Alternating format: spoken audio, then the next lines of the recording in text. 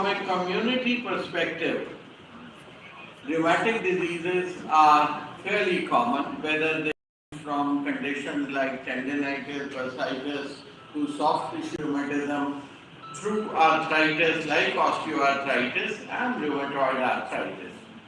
Now, I'll be focusing on three commonly ordered autoantibodies: rheumatoid factor, the anti-nuclear antibodies, and the anchors. Rheumatoid factor, this is a test which is widely ordered in the workup of a patient with joint pain and equally widely misinterpreted. If you look at conditions in which rheumatoid factor can be present, apart from immunoinflammatory diseases like lupus, Sjogren's, you have several other conditions. 5% of healthy elderly individuals are going to be rheumatoid factor positive.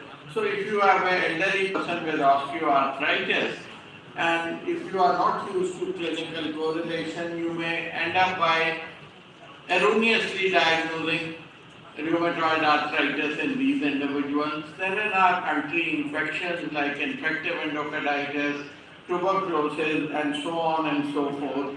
So rheumatoid factor is seen in several conditions, of which one is rheumatoid arthritis, and that is why it is dubbed the rheumatoid factor and not the RA factor.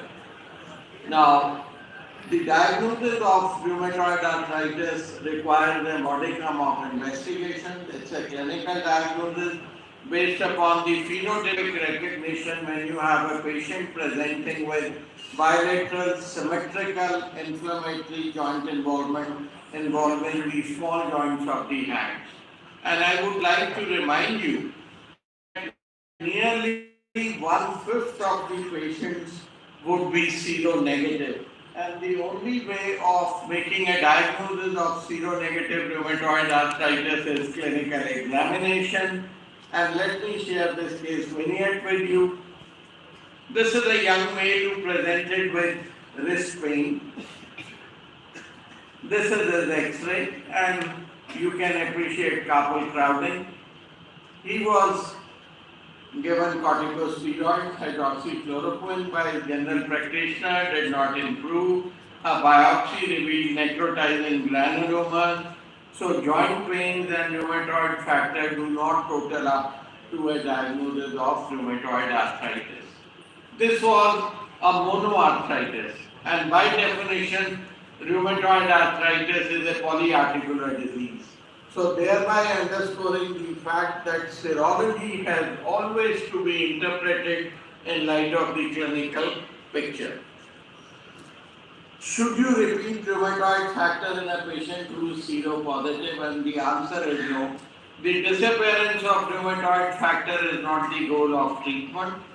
The antibody levels may continue to fluctuate and they are dissociated from clinical improvement. Then again you have this problem of plenty.